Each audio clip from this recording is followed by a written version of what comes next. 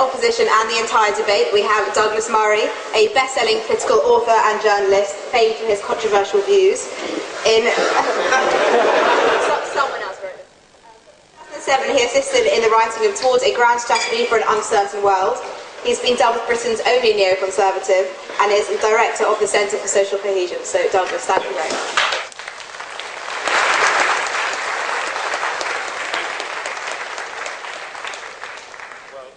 Thank you for that warm introduction, and it's a great pleasure as always to be back at the Cambridge Union and to be debating alongside my friends, comrades, colleagues, and against such distinguished opponents from the world of British diplomacy, British journalism, and a fine example of current British academia. All three distinguished men in their field, three wise men, they should have come in cloaks. Three men who, between them, demonstrate why Britain is a second, currently slipping to a third-rate world power. Because what you have heard tonight wouldn't stand up to the briefest overview. Sir Richard, distinguished diplomat, said all these years after international negotiations have been going on that the power of negotiation has not been tested. He said that this side underestimates Iran. I can assure you, Sir Richard, we do not. He said that we exaggerate the threat to Israel. Again, I can assure you we do not. He said that in fact, it wasn't Iran that all these years pursuing nuclear technology has been brushing aside international law, but it was this side of the debate. He further said, and I can barely say it with a straight face, so I don't know how he managed, that there is no evidence of an Iranian desire to use the bomb. He then talked, of course, about mutually assured destruction, without mentioning that it, to some people, sounds like a great idea. The regime in Iran has hardly been seriously mentioned tonight. I'm pretty simplistic in the way I would do even the first analysis of a nation. But I tend to think that you can tell quite a lot about a government by two things: what they say and what they do. What they say in Iran has been brushed aside by Sir Richard and his eminent colleagues.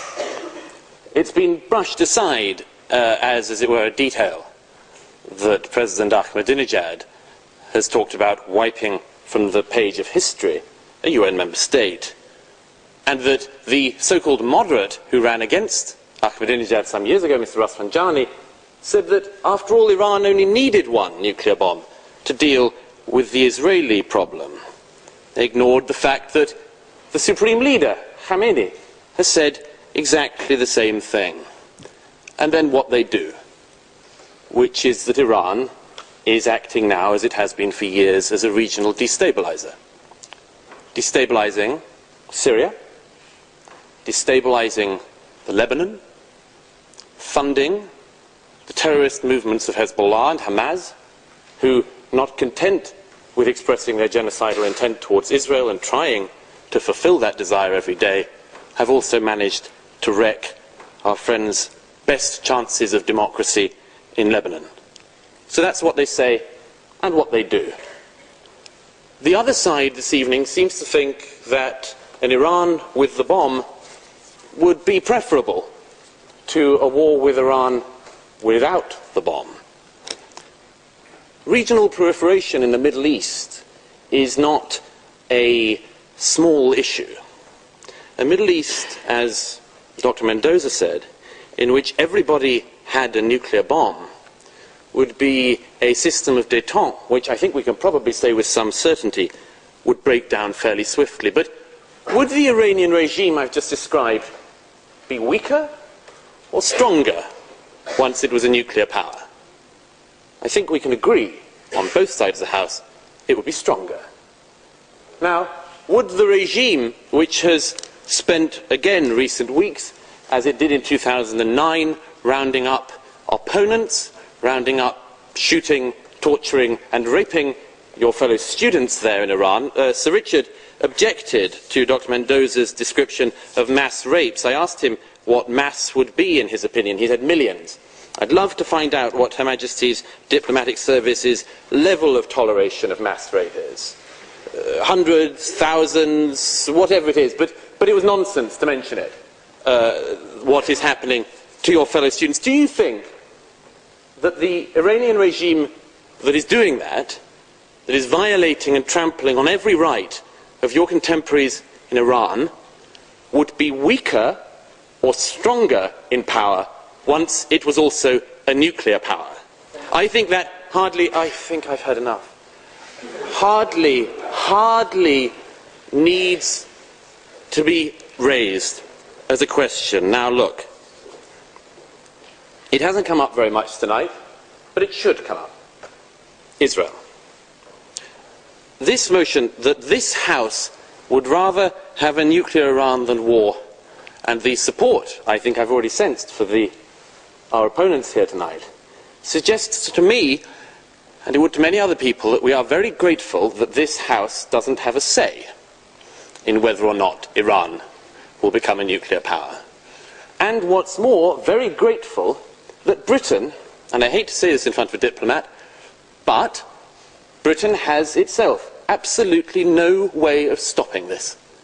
This is a theoretical question raised by theoreticians in an abstract manner, because it doesn't matter to you. And perhaps it shouldn't. Perhaps it shouldn't matter at all. But I will not leave this debate tonight without mentioning the people it matters to most, which is the people of the country that successive leaders in Iran have said they will erase from the page of time. Leaders who deny the last Holocaust whilst saying they want the next. I was speaking to a friend of mine just yesterday, whose father was a Holocaust survivor, and he said to his father one thing before he died: what one lesson would you take from the Holocaust? And he said, I take this lesson. When someone says they want to annihilate you, believe them. Don't think they're joking. Don't think they don't mean it. The Israeli people have reason not to want or need you and your opinions on their future. In 1973, when Israel, 6 years after the previous attempt to annihilate it as a state by its neighbours, once again saw its neighbours' armies amassing on the borders, the Israeli government wanted to strike preemptively to stop that war. They didn't. They didn't, among other things, because they knew that if they did strike preemptively, America would not provide them with any munitions. Kissinger said this himself afterwards. So they waited, and they were attacked, as they knew they would be, and they lost many good people. But they were then able to retaliate. They were then able to push those armies out of Israel. But, and this is a crucial thing to remember, the American planes were not allowed to land and refuel, bringing supplies to that country when it was on the brink of being ended, were not allowed to land in any European country, even to refuel. When Israel was about to be ended, you couldn't even stop a plane for a couple of hours on European soil, because the Europeans cared more about the oil deals they were doing with Arabs than they did about the future of that state. Since October 1973, not a single Israeli has thought seriously that when they were about to be annihilated, you or any Europeans would lift a finger, and they knew you wouldn't, and they were right to know you wouldn't, and you wouldn't. When Israel is pushed to the situation it will be pushed to, of having to believe they mean it, and when every bit of jiggery-pokery behind the scenes runs out, and when the UN and distinguished figures have run out of time, and Iran is about to produce its first bomb, Israel will strike. Every single country, including this one, people from our elegant diplomatic service, people from America, everyone will condemn Israel. Everyone in the Middle East will condemn Israel. And they will go back to their homes and they will say in private, thank God for Israel. The Saudis, the Bahrainis, the Egyptians, the Libyans, the Lebanese, everybody will say, thank God they did it, because nobody else would. The proposition being put before you tonight is that you have a choice between war and an Iran with the bomb. You have a choice, as has been said before, between war and dishonour. You'll choose dishonour this evening and you'll get war.